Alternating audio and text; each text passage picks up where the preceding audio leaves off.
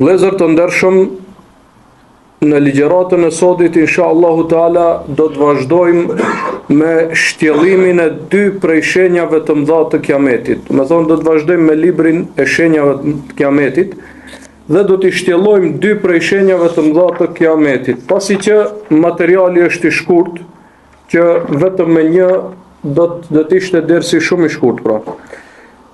E përmendëm javën e kaluar se kemi ngelur tek shenja e 5 prej shenjave të mëdha të kiametit, e ato janë 3 shafitjet e tokës. Në gjuhën arabe i thonë khusufat, el khusufat e thalathe, do më thonë do të shafitet toka 3 herë. Mirë po me intensitet shumë më të madh se sa që ka ndodhur ndonjëherë në historinë njerëzore. Çka do të thotë khasf në gjuhën arabe? Thot ky dietar, yukal khasaf al makan, thuhet khasaf al makan, do më thonë i thonë gjuhën arabe, idha dhahaba fil ard wa gaba fiha. I thonë një vendit khasaf, apo shafitur kur zhduket në tokë. Më thonë ai vendi shkon zhduket në tokë, nuk ekziston më. Thot Allahu subhanahu wa taala për Karunin, i cili ka qenë prej popullit Musait a.s. fe khasafna bihi wa bidarihi al-ard. Dhe ne thot e shafitëm atë me gjithë shpinën e vet. Kur u tregua me ndje madh dhe tha se këtë pasuri unë vetë e kam fitu prej jam i aftë dhe e mohoj, do më thonë bëri kufër me ndaj Allahut subhanahu wa taala, kur e mohoj këtë mirësi të Allahut, Allahu e dënoi duke ja shafit tokën. Do më thonë edhe atë, edhe shtëpinë dhe tokën, mallin e tij, thot krejt i shafitëm tokë. Kjo është shafitja.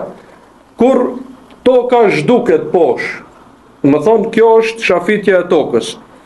E tash para kiametit, pejgamberi alayhis salam na ka informuar se toka do të shafitet 3 herë. Një herë në lindje, një herë në perëndim dhe një herë nga dishullin arabik, i cili është prafërsisht në mes të tokës apo të globit. Argumentet prej sunetit pejgamberit sallallahu alaihi wasallam për këtë ndodhi para kiametit janë të shumta. Prej tyre hadithi që transmetohet nga Hudhaifa ibn Usaid radhiyallahu anhu, në të cilin pejgamberi alayhis salam ka thënë: "Es-sa'atu lan takuma hatta taraw 10 ayat." Nuk do të ndodh kiameti, ka thënë pejgamberi alayhis salam, derisa të shihni 10 shenja të qarta madhështore. Dhe prej tyre e përmendi wa thalathatu khusuf, dhe 3 shafitje, khasfun bil mashrik, një shafitje në lindje, wa khasfun bil maghrib, një shafitje në perëndim, wa khasfun bi jaziratil arab, dhe një shafitje në gadishullin arabik. Gadishulli arabik është çajo, do të thonë Arabia Saudite, Jemeni, Omani, Bahreini, Katari dhe Emiratet Arabe. Këto e përfshin gadishullin arabik, pra këto shtete të sodit. Dhe dikund brenda gadishullit arabik do të ndodh një prej shafitjeve të mëdha, do të thonë para kiametit. Sa i përket shafitjes në lindje dhe në perëndim, pejgamberi alayhis salam nuk e ka definuar çfarë vendi. Më thonë dikund lindje, andaj ka hazia, Allahu alem çfarë vendi, edhe në perëndim këndej mund të jetë për shembull në Evropë ose Allah alem, do shta edhe në Amerikë, Allah alem, kryesorja ka ana perëndimore. Argument tjetër është hadithi që transmetohet nga Ummu Salama radhiyallahu anha, e cila thot se sami'tu Rasulullahi sallallahu alaihi wasallam yaqul, e kam dëgjuar pejgamberin sallallahu alaihi wasallam duke thënë: "Yakun ba'di khasfun bil mashrik", do të ndodh pas meje. Kjo të regon se kjo shenjë do të vijë mas vdekjes së Muhamedit alayhi salatu wassalam. Wa khasfun bil maghrib, dhe një shafitje në perëndim, një shafitje në lindje dhe një në perëndim. Wa khasfun fi jaziratil arab, dhe një shafitje në gadishullin arabik. Thot Ummu Salama, thot kultu ya Rasulullah. Atëherë thot e pyeta pejgamberin alayhis salam dhe i thash: "Ya Rasulullah, e yukhsifu bil ard wa fiha salihun?" A do të shafitet toka duke pas njerëz të mirë? Pejgamberi sallallahu alaihi wasallam i tha: "Idha akthara ahluha al-khabath." Po kur shumica e banorëve të saj do të jenë të poshtër dhe të këqij. Edhe nëse ka pak njerëz të mirë, po nëse e keqja e mbysundon shumicën, atëherë Allahu do t'i dënojë në këtë formë, duke e shafitur tokën. Dhe shafitjet e tokës ka ndodhur dhe ndodhin përgjatë historisë. Mirë po këto trija janë të veçanta. Do të jenë më masovike dhe më madhështore, që do të bien sy, domethënë. Allahu alem ndoshta edhe do të shafiten qytete të tëra, Allahu alem. Mirë po, ajo që dihet sigurt është se do të jenë shumë më madhështore se sa çka ka ndodhur deri tash. Sa i përket asaj se a ka ndodhur a nuk ka ndodhur, këto shumica e dietarëve thonë se nuk ka ndodhur. Edhe pse ka një pjesë e vogël e dietarëve, prej tyre Sherif el-Berzengji, është pra një prej dietarëve, i cili thotë se ka ndodhur. Allahu alem ndoshta në kohën e tij ka ndodhur diçka e ngjashme dhe ka menduar se është kjo që ka ndodhur në hadith. Mirë po, shumica e dietarëve të ehli sunetit apo xhumhuri thonë se s'ka ndodhur, se nuk është e vërtetë. Po do të ndodhë në të ardhmen. Për shkak thotë se ajo që është regjistruar deri tash nuk e meriton që të jetë shenjë e madhe kiamet. Ka ndodhur, mirë po nuk kanë për masa të mëdha që do ta meritonte pra një epitet të tillë, shenjat e mëdha të kiametit. Ibn Hajeri rahimahullah ka thënë, ka ndodhur shafitja në disa vende.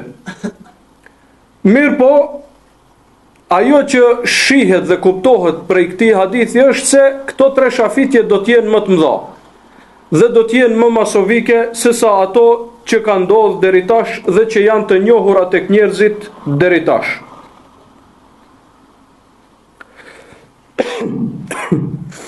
Kjo është domethënë sa i përket tri shafitjeve. Kaq është, nuk ka shumë. Kryesorja do të ndodhin, tash nuk ka më shumë informata, Allahu alem. Shafitja shenja e radhës prej shenjave të mëdha të kiametit është tymi. Do të del një tym i madh, masovik, që do ta mbulojë rrezullin toksor. Argumentet e kësaj shafitjeje prej Kuranit famlar është fjala e Allahut subhanahu wa taala: "Fartakib yawma ta'ti as-sama bi dukhanin mubin, yaghsha an-nasa hadha 'adhabun alim." Prit ti o Muhammed, derisa të vijë qielli me një tym të qartë. Dhe njerëzit të habiten dhe thonë kjo është me të vërtet një dënim i rëndë. Ne jemi duke parë, subhanallahu, tash kur ka pak më shumë mjegull se sa u jep siklet njerëzve, ndash në aspektin e smundjeve, po ndash në aspektin e lëvizjes të rehatshme kështu me radhë. Para mendo sikur të jetë një tym i madh masovik që e kaplon krejt vendin. Ai tymi që ndodhi prej para një vjeta më shumë sa ka prej atij vulkanit në Irland, në Island më duket. E bllokoi domethënë krejt komunikacionin ajror në Mbretërinë e Bashkuar apo në Britaninë e Madhe. Po edhe në Evropë, shumë prej vendeve nuk kishin mundësi që të lëvizin sebe pasaj. Pra nëse donë Allahu, në këtë formë i dënon njerëzit. Po si që ta përmendim në të ardhme, dhe me thonë pas disa fletave, e përmend këtë dietar se për qafirat do t'jetë dënim. Dhe me thonë, ndërsa muslimanët do t'a kalojnë si një grip i thjesht, këtë tym. Ndërsa qafirave do t'u plasin mushkrit, dhe me thonë, aq që do t'ju vi rënd, do t'i dënoj rënd. Sa i përket asaj se sa do të ndodh vetëm një herë ky tim para kiametit, apo ka mundësi që të ndodh një herë në kohën e Muhamedit alayhis salam edhe një herë tjetër para kiametit, dietarët kanë dy mendime. Mendimi i parë që thotë se ka mundësi që ky tim të ndodh në kohën e Muhamedit alayhis salam, gjithsesi thonë ka ndodhur në kohën e Muhamedit alayhis salam edhe do të ndodh në të ardhmen.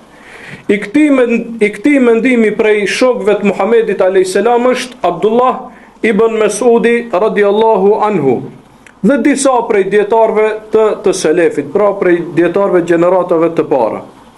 Transmetohet pi Abdullah ibn Mesudit radiallahu kur i ka numëruar gjërat që kanë ndodhur, më thonë prej shenjave të kiametit apo prej kërcënimeve të Allahut ndaj kafirave, kur i ka numru se cilat prej tyre ka ndodh, një prej tyre e ka përmend o dukhan dhe tymi. Abdullah ibn Mesudi e ka përkrah këtë mendim se tymi ka ndodh.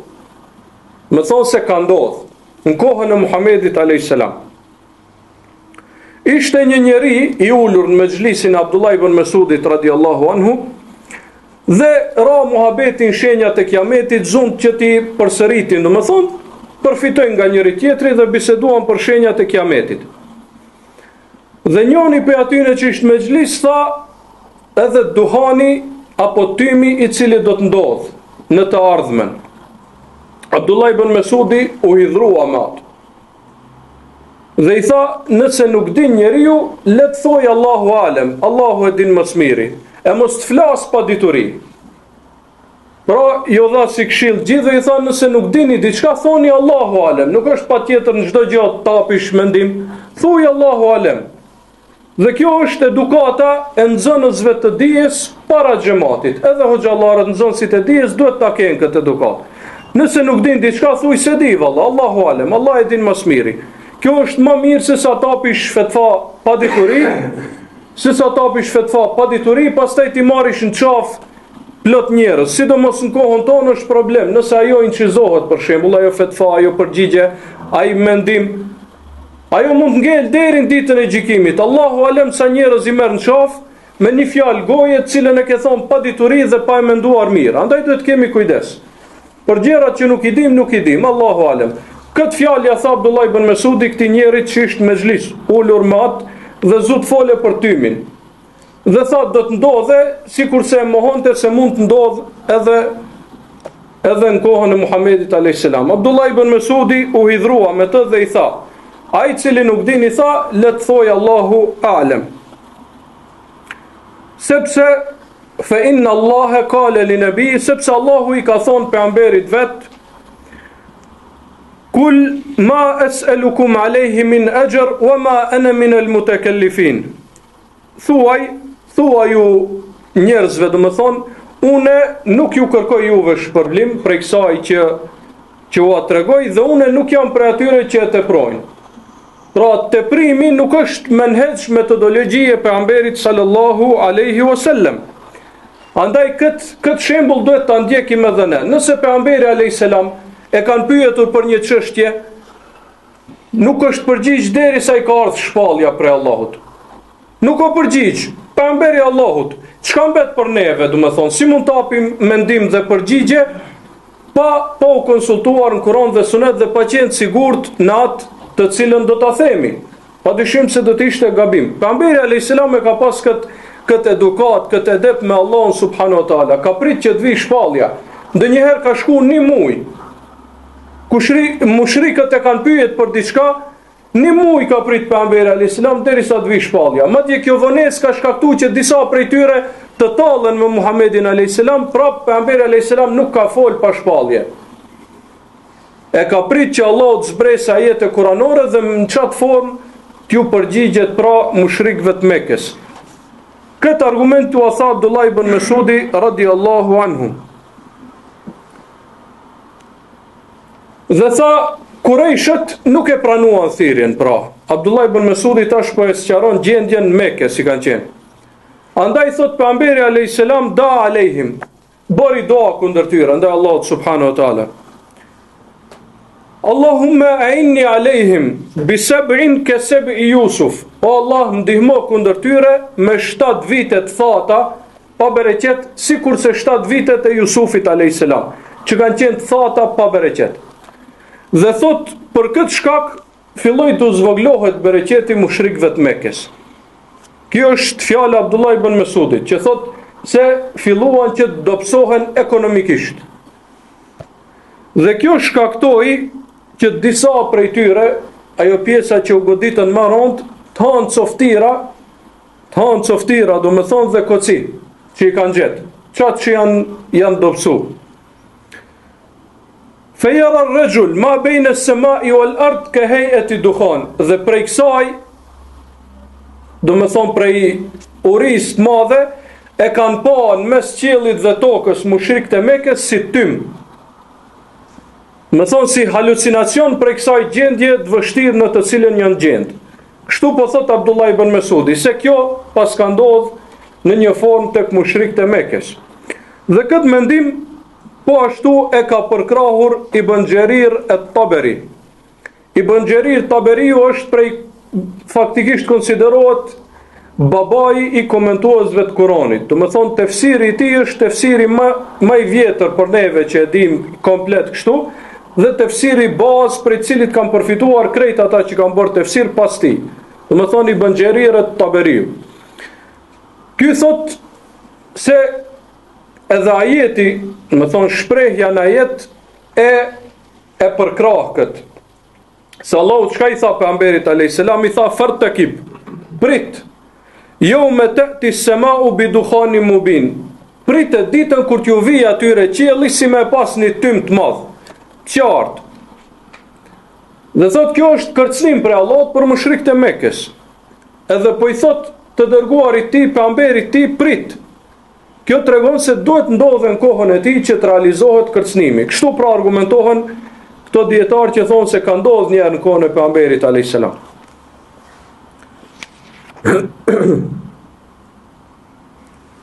Mendimi i dytë i dietarëve, dhe këtë mendim e përkrah Abdullah ibn Abbasi radiallahu anhu prej sahabëve dhe disa sahabë dhe tabiin të tjerë, është se do të ndodh, vetëm do të ndodh, do me thonë ditën e gjykimit.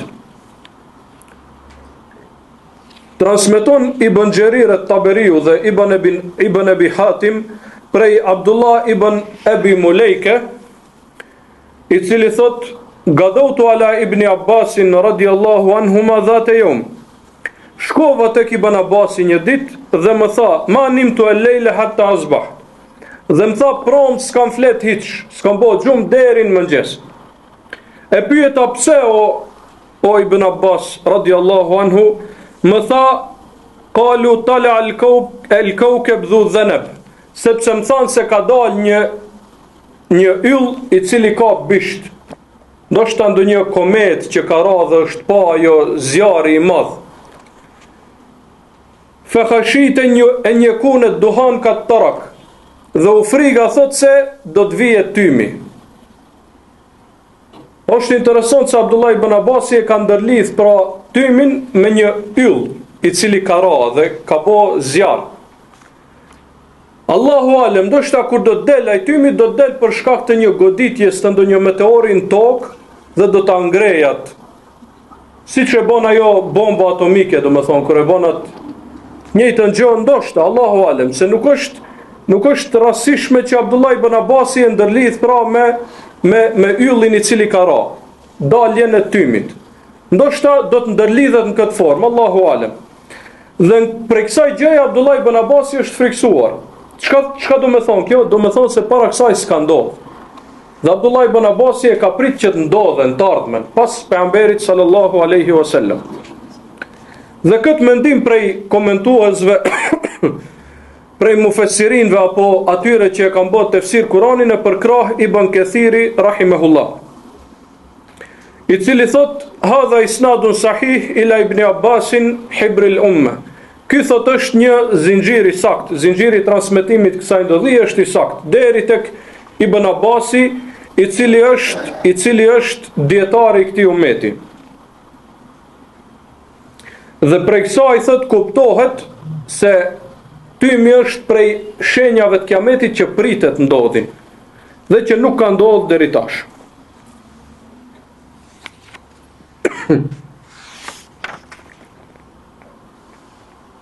Po ashtu prej argumenteve që i kanë përmend këto dietar, ky grupi dietarëve është hadithi që është përmend në dy sahihet i Ibn Sayyadit. Ibn Sayyadi është ai jahudi për cilin dyshohej se është Dexhalli apo nuk është. Dhe kur kena fol për Dexhallin e kena përmend rastin e tij, domethënë, dhe alhamdulillah ligjërata është incizuar, ai që dëshiron mund t'i kthehet. Që mos ta zgjashim shumë këtu, kur i ka bë provë pejgamberi alayhis salam surën Dukhan apo tymit e ka fsheh prej Ibn Sayyadit. Nuk ja ka kallëzuar, e ka pas shkruar dhe e ka fsheh. Dhe i ka thonë, çka kom fshehun prej teje? ato shejtanat që i vishin ja kanë pak i kanë rënë trak, mirë po se ne ka kuptu komplet. E duh, dhe ai thoi ke duh. Kjo tregon se kjo i tregoi pejgamberit alayhis salam se këti shejtanat po i vinë dhe po i kallzojnë diçka. Siç ka thënë pejgamberi alayhis salam, një të vërtetë ja kallzon shejtani edhe 100 rena tjera, fallxhorëve, sihirbazëve dhe ata që janë ngjajshëm me ata. E ky argument se ky ajet fartakib yawma ta'ti as-sama'u bidukhanin mubin, ky ajet pejgamberi alayhis salam do të thonë e ka përdor kundër Ibn Sajadit në Medinë, apo kishë ndodhë kjo puna e tymit, do të përhapej muhabeti, do të bëj diçka e njohur, dhe ky do ta dinte, do të kishë më shumë informata, më thonë për realitetit që ka ndodhë. Po kjo tregon se nuk o bo shumë e madhe, kjo çështje e tymit para kësaj. Edhe pse erdhi pejgamberi alayhis salam në Medinë, nuk u bo shumë e madhe. Do të thonë nuk ishte ndonjë ndodhi që e kanë pa krejt njerëzit. Po vetëm si halucinacion të cilin e kanë përjetuar ata mushrik të Mekës, të cilët pra e kanë përjetuar atë uri dhe atetje si rezultati duas së Muhamedit sallallahu alaihi wasallam. Kjo është sa i përket mendimit të dytë. Sa i përket tefsirit të Ibn Mesudit radiallahu anhu, tefsiri i tij pra kuptohet, mirë po nuk është ajo që e thot ajeti komplet. Thonë tash të dietarët e mendimit dytë që thonë se do të ndodhe. Edhe pse Abdullah ibn Mesudi nuk ka argument që e ka mohuar se do të ndodhe edhe në të ardhmen. Kryesori Abdullah ibn Mesudi pra ka thonë se një gjë e ngjashme ka ndodhur në të kaluarën. Do të tërheqë vërejtjen atyre që kanë qenë prezent. Mirë po nuk e ka mohuar, s'ka ndonjë fjalë që thot prej tij se nuk do të ndodhë në të ardhmen. Nuk e ka mohuar, pra Abdullah ibn Mesudi radiallahu anhu. Andaj edhe si që ta përmendim, shumë prej dietarëve kanë thonë se nuk ka kundërthënien mes këtij mendimi dhe këtij mendimi. Dhe nuk ka asgjë të keqe që të ndodhë një herë të ketë ndodhë dhe prapë të ndodhë në të ardhmen, pra para kiametit. Mirë po prej ajetit, Allahu po thot bidukhanin mubin, do të vi qielli me një tym të qartë. Tymi që u ka duk mushrikëve të Mekës nuk ka qenë tymi i qartë, po ka qenë halucinacioni atyre. Nëse themi se disa prej tyre e kanë shprehë këtë dhe kanë menduar se ka tym çaq prej urizë dhe prej gjendjes të keqen të cilën kanë rënë si rezultati duas pejgamberit alayhis salam. Ndërsa Allah po thot tymi i qartë në të ardhmen, dhe kjo argumenton fuqishëm se patjetër do të ndodhë në të ardhmen. Dhe në këtë mendim kanë shkuar shumë prej dietarëve, të cilët kanë thonë se do të ndodhë, po nuk ka asgjë të keqe nëse themi se përfshin ajeti edhe atë që u ka ndodhë mushrikëve të Mekës, do të thonë duke qenë në Mekë. Do të ndodhë dhe u ka ndodhë. Nuk ka asgjë që e mohon apo që e kundërshton. Ka mundësi që ndodhë dy herë. Mirë po ajo më e madhja padyshim se do të ndodhë para kiametit. Se pejgamberi alayhis salam në hadithin e Hudhaife ibn Usaidit radiallahu që përmendëm në start, i ka rëndit tek 10 shenjat e mëdha, do të thonë e ka rëndit bashkë me Dejjalin, me zbritjen e Isaut alayhis salam, me 3 shafitjet, me kafshën e cila do të dale, me lindjen e diellit prej perëndimit, me do të thonë vrasjen e Dejjallit, me gjithë këto i ka rëndit pejgamberi alayhis salam edhe tymin. Kjo tregon pejgamberi alayhis salam ka pasur oratori dhe kur e ka thonë një fjalë se ka thonë, më thonë kot, ka pasur urtësi çdo fjalë që e ka thonë.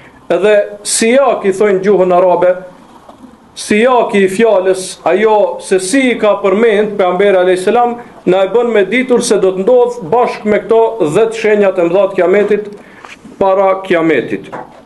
Dhe ky është mendimi më i saktë në këtë meselë. Allahu alem, më thonë që pajtohet edhe fjala Ibn Mesudit edhe fjala Ibn Abbasit pajtohet me këtë mendim. Pra se do të ndodhë para kiametit, ndërsa ajo që ka ndodhë nuk e mohojmë. Ka qenë edhe ajo edhe është një pjesë e domethënies së ajetit, nuk ka diçka të keqe pra.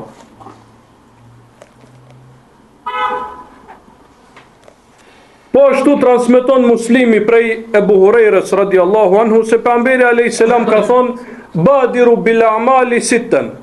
Ka thonë pejgamberi alayhis salam shtoni punë të mira, vazhdoni të bëni punë të mira para se t'u vinë 6 sende. Ad-Dajjal wa ad-Dukhan. Pastaj kur i ka rëndit ka thonë Dajjali tymi. Kjo formë rënditje tregon se tymi do të vijë atëherë kur dalet Dajjali, do të thonë kohën para kiametit. Dhe si që përmendëm pra te fjala e Abdullah ibn Abbasit, nuk ka diçka që e kundërshton se mund të vijë për shkak të rënjes së ndonjë meteori, sepse Abdullah ibn Abbasi kur e pa atyllin duke ra, u friksua për tymin. Do thonë dënim meteor i madh i cili do t'i bije tokës dhe do ta ngrijë një tym, një pluhur të madh. Jo dini pra kur ran ato dy kullat binjake në Amerikë se sa tym i madh u bë. Po para mendo me radhën i meteori i fuqishëm të kapet tokën, çka bëhet? Transmeton Ibn Jarir at-Tabari nga Ebi Malik al-Ash'ari radiallahu anhu se pejgamberi sallallahu alaihi wasallam ka thonë inna rabbakum anzarakum thalathan, me të vërtet Zoti juaj u ka tërhekur vërejtjen me 3 gjëra. Ad-Dukhan, njëra prej tyre është tymi. يأخذ المؤمن كالزكمة ويأخذ الكافر فينتفخ حتى يخرج من كل مسمع منه. Thot tymi i cili do ta godas besimtarin, do të shkojë te besimtari, do ta arrijë besimtarin dhe do ta kap si një ftohje, si një grip. Te besimtari kaq do të jetë ndikimi i tymit, ndërsa te kafiri thot do t'i shkaktojë që të fryhet. Derisa do t'i pëlcasin, më thonë, organet e mbrëmshme apo mushkrit e tij. Kjo tregon se do të ndodhen të ardhmen. Edhe kjo është argument pra se nuk mund ta mohojmë se ka ndodhur të ardhmen. Se do të ndodhen të ardhmen. Edhe pse këta që e thonë se ka ndodhur në kohën e Mekkes, nuk ka ndonjë fjalë direkte që e kundërshtojnë se do të ndodhen në të ardhmen. Sa i përket hidhrimit të Abdullah ibn Mesudit para atij që tha se do të ndodhen të ardhmen, do të hidhruar që t'ja bëj me dije se edhe ka ndodhur një pjesë e saj në Mekë, e jo se e ka mohuar se do të ndodhë të ardhmen, sepse pastaj Abdullah ibn Mesudi nuk thot nuk do të ndodhë, po i tregon rastin kur ka ndodhur, domethënë në Mekë. Kjo është në pikat shkurtra sa i përket asaj që kishim të shpjegojmë për sot në lidhje me këto 2 shenja të mëdha të kiametit. Ngelim tek shenja e 7, e cila është lindja e diellit nga perëndimi. Wallahu ta'ala a'lam wa sallallahu wa sallam ala nabiyyina Muhammad wa ala alihi wa sahbihi.